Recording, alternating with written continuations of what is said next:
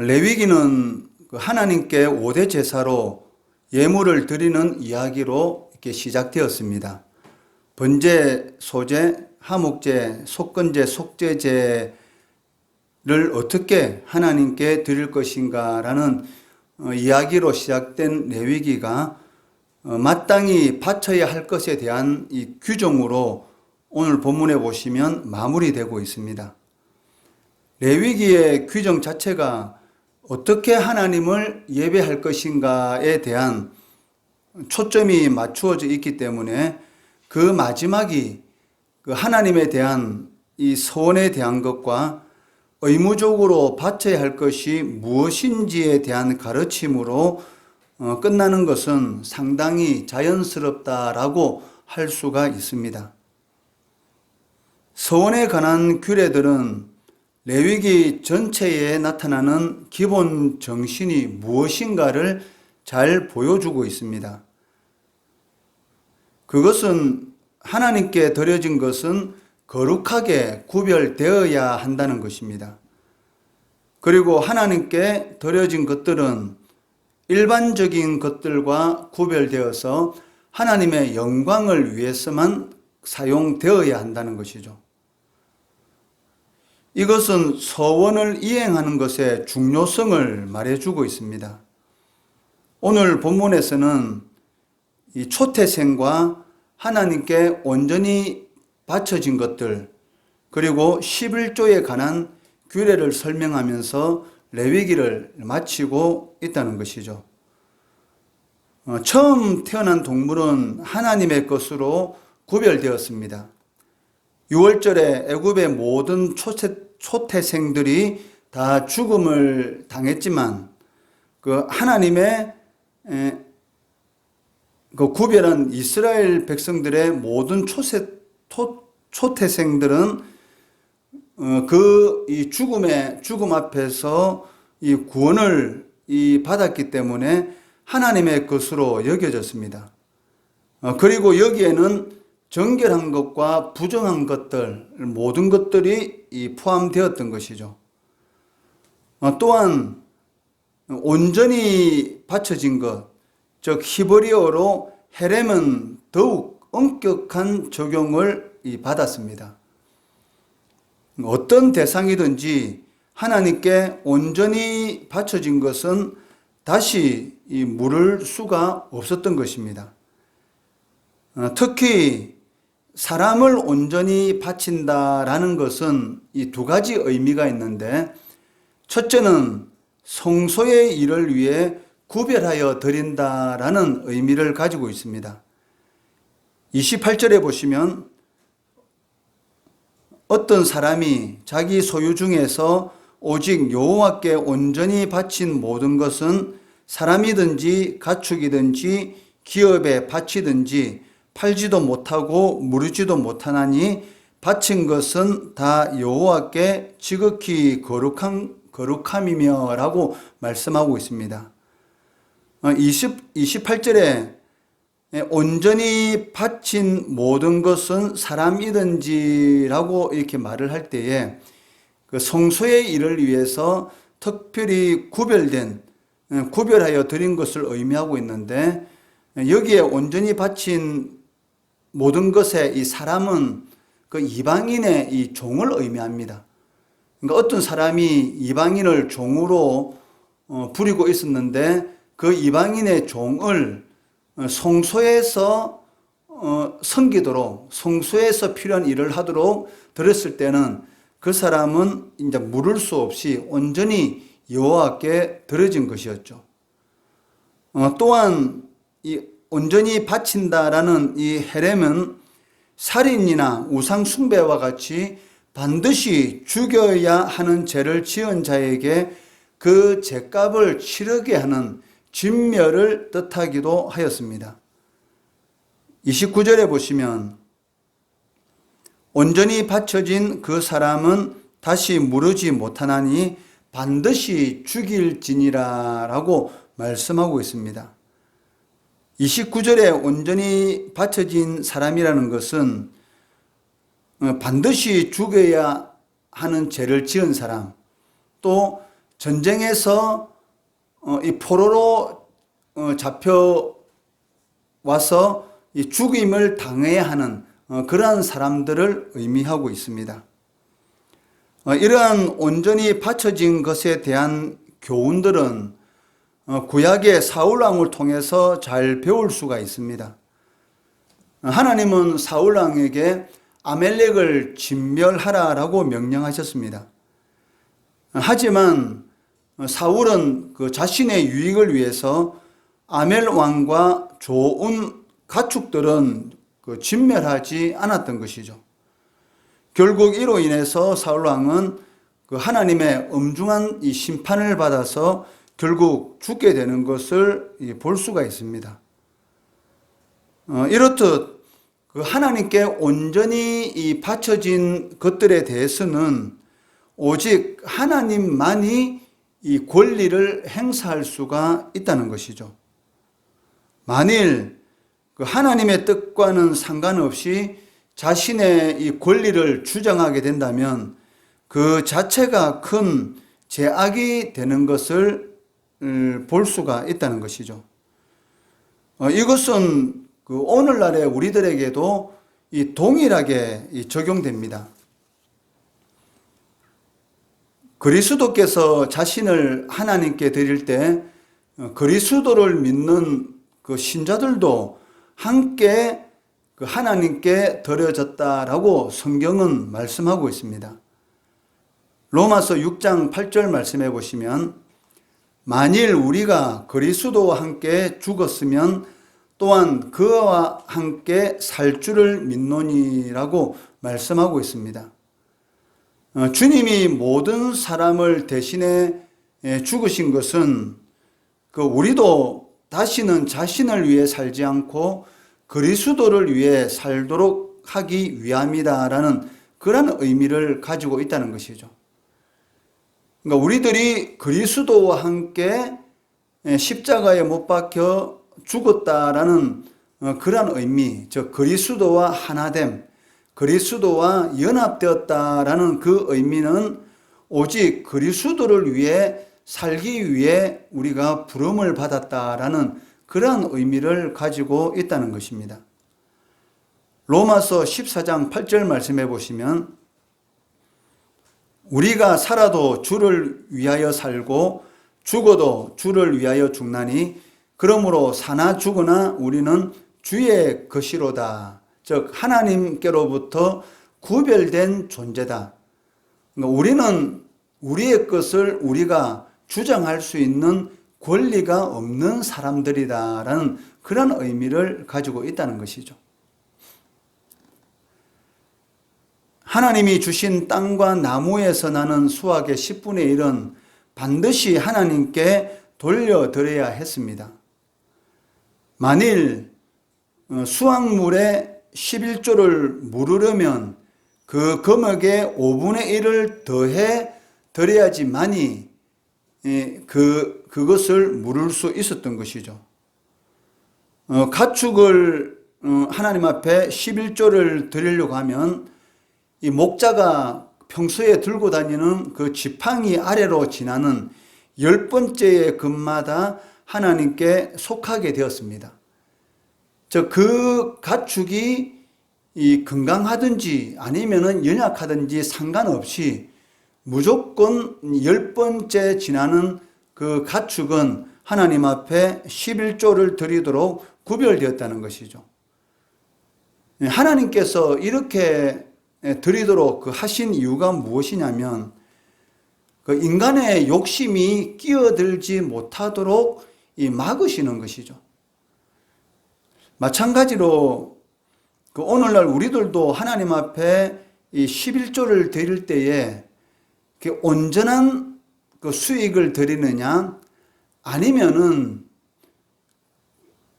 그 수익을 그 창출하기 위해서 들어간 기본적인 이 재료비 이런 모든 것들을 다 빼고 그 순수한 수익을 11조를 드리느냐라는 것에 대해서 이 고민하는 그런 그 사람들도 보게 되는데 그 실질적으로는 그런 고민할 이유가 전혀 없는 것이죠.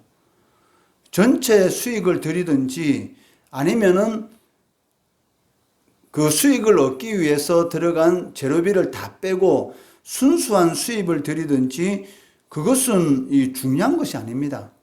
내가 하나님 앞에 전체 수익을 드릴 수도 있고 아니면 그 순이익만 드릴 수도 있다는 것이죠. 내가 하나님 은혜에 진정으로 감사하면은 전체로 드릴 수 있는 것이고 아니면은 또 순수한 수익이 맞추어서 10분의 1을 드리더라도 거기에 대해서는 아무 상관이 없는 것이죠. 그런데 이를 두고 우리가 고민한다는 것은 그 우리의 마음 가운데 일정한 그 자기의 이 욕심이 들어가 있기 때문입니다. 실질적으로는. 전체 수익을 드리든지 아니면 순이익을 드리든지 그냥 상관이 없어요. 그냥 내가 하나님 앞에 드릴 거 드리면 되는 것이죠. 물론 성경적으로는 그 순수한 그 수익, 그것을 드리는 것으로 우리가 보고 있습니다. 그렇지만 나는 하나님 앞에 더 드리고 싶다. 하나님을 위해서 내가 가진 것으로 더 많은 일을 하고 싶다라고 생각한다면 전체 수익의 10분의 1을 드리더라도 전혀 상관없고 오히려 더 하나님을 기쁘게 하는 그러한 일들이 될 수가 있다는 것입니다. 하나님께서 이처럼 목자의 지팡이 아래로 지나는 10번째의 것, 그것이 온전한 것이든 아니면 온전하지 않는 것이든 전혀 상관이 없이 하나님께서 구별 없이 이렇게 드리도록 하신 그 이유는 인간이 얼마나 이 자신의 욕심에 대해서 미혹될 수 있는 그런 존재인가를 보여주고 있다는 것이죠. 사실 우리가 소유한 모든 것은 하나님이 주신 것입니다. 그러므로 그 중에 10분의 1을 드리는 것은 이 받은 자가 그 보여야 하는 당연한 태도인 동시에 하나님 앞에 감사해야 하는 것이죠. 만약에 하나님께서 내 것이니까 다 달라고 하시면 거기에 대해서 우리가 무엇이라고 말을 할 수 있겠습니까? 이 세상에 있는 모든 것은 그 하나님이 주인이신데 주인이신 하나님이 우리가 가진 모든 것을 다 달라고 하시면 거기에 대해서 우리가 그 내세울 수 있는 권리는 하나도 없다는 것이죠. 그런데 하나님께서 10분의 9는 우리가 사용하고 다만 10분의 1만 드리라라고 하는 것은 어찌 보면 그 하나님의 백성들을 위한 배려라고 할 수가 있다는 것이죠. 그런데도 불구하고 이 11조, 당연히 의무적으로 드려야 될 이 11조에 대해서 구약에는 적용되지 신약에는 전혀 적용이 되지 않는다. 신약에 그런 것이 어디 있느냐? 이것은 율법에 대한 것에만 해당되는 것이지 은혜의 시대에 이것이 어떻게 해당이 되느냐라고 이렇게 말을 하고 있는데 이것은 이렇게 말하는 사람들은 그 하나님의 말씀을 자신이 알아서 하는 것이 아니고 자신의 욕심에 미혹되는 것이고 그를 통해서 죄가 장성하는 것이고 결국은 하나님의 말씀을 어김으로 사망에 이르는 그러한 일들을 행하고 있다는 것이죠. 주님께서 이 세상에 오신 것은 율법을 폐하려 오신 것이 아니라 온전히 이루기 위해서 오셨다라고 말씀하고 있습니다. 그 살인하지 말라라는 이 계명의 의미는 육신적인 그런 상해만을 의미하는 것이 아니고 미워하는 자마다 살인하는 자다라고 말씀하시면서 그 10계명의 그 정신에 대해서 말씀하신 것을 우리가 성경을 통해서 볼 수가 있고 또 11조에 대해서 말씀하실 때에 이 서기관들과 바리새인들이 이 11조를 율법적으로 지키는 것에 대해서 뭐라고 교훈을 하셨습니까? 11조를 하나님 앞에 드리는 것은 당연한 것이다. 그렇지만 그 11조에 숨겨져 있는 그 정신을 함께 드리는 것이 더 중요한 것이다 라고 이 말씀하는 것을 이렇게 보게 된다는 것이죠. 그러니까 주님께서는 이 율법을 폐하신 것이 아니고 율법 속에 있는 이 온전한 정신을 더 강조하는 것을 볼 수가 있습니다. 그렇기 때문에 그 구약에 기록되어 있는 모든 이런 율법들, 하나님으로부터 나오는 것들은 다 선한 것입니다. 왜냐하면 하나님이 선하신 분이시기 때문인 것이죠.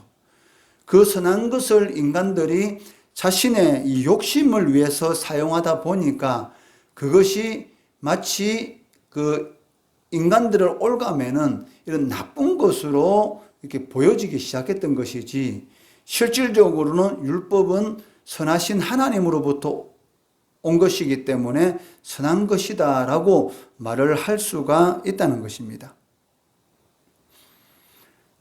그런데 이처럼 감사한 마음을 가지고 하나님 앞에 드리는 이러한 자세는 자연스럽게 익혀지지 않는다는 것입니다.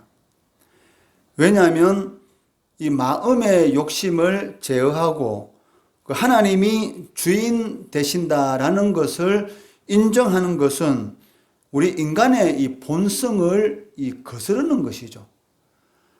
아무것도 필요함이 없는, 모든 것이 다 갖추어진 그러한 상태임에도 불구하고 인류의 조상인 아담과 하와가 자신의 욕심의 미혹됨으로 인해서 선악과 열매를 먹는, 하나님의 말씀에 불순종하는 죄를 지었지 않습니까? 그런데 이 제약된 심령을 가지고 태어난 인간이 얼마나 자신의 유익을 위한 욕심에 미혹될 수가 있겠습니까? 이러한 본성을 거스르고 하나님의 말씀에 순종하는 그러한 삶을 살아간다는 것은 이 많은 훈련이 없이는, 자신의 욕심을 제어하고 꾸준히 실천하는 그런 훈련이 없이는 이루어지기 어렵다는 것이죠. 보물이 있는 곳에 마음이 있는 것처럼 하나님께 물질을 드릴 수 있는 사람이 결국 하나님의 뜻대로 살 수 있는 사람이다라고 말을 할 수가 있습니다. 그렇기 때문에 이 모태신앙이 어떻게 보면 그 축복이죠. 저 같은 경우도 제가 그 일대이기 때문에 가장 이 신앙생활을 하면서 가장 부러웠던 사람들이 누구냐면 바로 이 모태신앙입니다. 그러니까 어릴 때부터 교회 안에서 부모와 같이 신앙생활하는 사람들을 볼 때마다 얼마나 부러웠는지, 그리고 제가 세상으로부터 그 하나님께 부름을 받고 그 가정을 이루고 자녀를 낳고 나서 우리 자녀들이 유아 세례 받을 때 정말 행복했어요. 그러니까 이 세상에서 아마 그때만큼 그 행복한 적이 또 있을까 싶을 정도로 너무나 행복했죠. 내 자녀들이 유아 세례를 받는다. 즉 부모의 신앙을 기초로 해서 내 자녀들도 하나님의 택한 백성이라는 이 정표로서 세례를 받는다는 것, 이것이 너무나 행복했고 기뻤던 것이죠. 그리고 우리 자녀들도 이 교회 안에서 이렇게 성장을 하다 보니까 하나님 앞에 11조 드리는 것, 감사헌금 드리는 것, 매주일마다 주일헌금 드리는 것, 또 하나님 앞에 나와서 예배 드리고 봉사하는 것을 당연하게 생각하는 것이죠. 이렇게 어릴 때부터 이 훈련이 되어서 당연하게 생각하는 것, 이것이 얼마나 하나님 앞에 이 복을 받은 그러한 사람인가라는 것을 생각할 때마다 그 하나님 앞에 진정으로 이 감사를 드릴 수밖에 없다는 것입니다. 사실 우리에게 그 하나님께서 주신 우리의 삶, 그리고 이 물질이 하나님의 영광을 위해서 사용된다는 것만큼 더 큰 축복은 없습니다. 잠시 있다가 없어질 것을 가지고 영원한 것을 산다는 것, 이 땅 속에 묻힌 그 보화를 발견했을 때에 자기가 가지고 있는 모든 것을 다 팔아서 그 밭을 사는 사람처럼 잠시 있다가 없어지는 것을 가지고 영원한 것을 살 수 있다는 그런 은혜를 입은 이 성도만큼 이 복을 받은 사람이 어디 있겠습니까? 하나님을 모르는 사람들은 이 세상에 있는 삶이 모든 것인 줄을 알고 땅에 있는 것만 추구하잖아요. 땅에 있는 것만 추구하다가 결국 그 삶이 마치게 되고 그 삶을 마친 이후에 하나님의 영원한 심판이 있다는 것을 알았을 때의 그 불행은 이루 말할 수가 없다는 것이죠. 그런데도 불구하고 하나님께서는 우리들에게 특별한 이 구원의 은혜를 베풀어 주셔서 우리의 삶과 우리가 가지고 있는 물질을 가지고 영원하신 그 하나님의 영광을 위해 사용할 수 있다는 것, 이것만큼 큰 축복은 없다는 것입니다. 왜냐하면 우리가 가지고 있는 것을 가지고 우리가 갈 수는 없잖아요. 다 놓아두고 갈 것인데 그것을 가지고 영원한 것을 위해서 사용한다는 것만큼 큰 은혜는 없다는 것이죠. 레위기의 말씀은 과거의 이야기로 끝나는 것이 아닙니다. 이 레위기의 말씀은 현재 우리의 신앙생활에 반영되는 그러한 영적 교훈들이라는 것이죠. 레위기의 핵심 진리는 내가 거룩하니 너희도 거룩할지니다 라는 말씀이 핵심 진리입니다. 하나님이 거룩하니 너희도 거룩할지니라. 즉, 이 거룩이라는 이 단어는 구별되었다라는 그런 의미를 가지고 있다는 것이죠. 오늘날 교회가 세상으로부터 많은 질책을 받는 근본적인 이유가 이 거룩성을 잃어버렸기 때문입니다. 세상 사람과 비교했을 때에 전혀 구별되지 않는 그러한 삶을 신자들이 보여주었기 때문에 세상 사람들이 이 하나님의 백성들에 대한 이런 두려움이 전혀 없고 하나님의 백성들에 대한 이런 그 마음속에 존경이 전혀 없다는 것이죠. 하나님으로부터 구별된 그런 택함 받은 백성이 되었을 그 순간부터 세상으로부터는 그 핍박을 받는, 세상으로부터 이 고난을 받는 것은 어떻게 보면 당연한 것입니다. 왜냐하면 예수님께서도 내가 선생으로서, 내가 스승으로서 이 세상으로부터 핍박을 받는다 하셨기 때문에 예수님의 삶을 따라가는 성도가 이 세상으로부터 그 왕따를 당하고 또 세상으로부터 좋지 않는 그런 소리를 듣는 것은 당연한 것이죠. 그런데 그 좋지 않는 소리가 어떤 종류의 이런 소리인가가 중요한 것이죠. 그러니까 세상이 감당할 수 없는 그러한 삶을 살아감으로 인해서 세상으로부터 좋지 않는 소리를 듣느냐, 아니면 세상 사람들과 똑같은 그러한 삶을 살아가기 때문에 좋지 않는 소리를 들으냐, 이것은 비교할 필요가 없다는 것이죠. 구별된 삶을 통해서 좋지 않는 소리를 듣는 것은 세상 사람들이 입으로는 좋지 않는 소리를 하지만 그 마음은 실질적으로는 존경하는, 신자들은 정말 우리와 뭔가 다르구나라는 그러한 존경하는 마음을 가지고 싫은 소리를 하지만 우리가 구별되지 않은 세상 사람들과 똑같은 그러한 일들을 행함으로 듣는 좋지 않는 소리는 신자라고 하면서 교회 다닌다고 하면서 어떻게 우리가 똑같은 행위를 할 수 있느냐라는 이러한 좋지 않는 소리인 것이죠. 내가 거룩하니 너희도 거룩할지니라 라는 레위기 핵심 진리의 말씀대로 성도는 거룩한 예배자로 또한 세상과 구별된 삶을 통해서 거룩성을 회복해야 되는 것입니다. 이 거룩성이 회복될 때만이 하나님이 없다라고 소리치는 세상 속에서 하나님이 살아계시다라는 것을 증거할 수가 있다는 것이죠.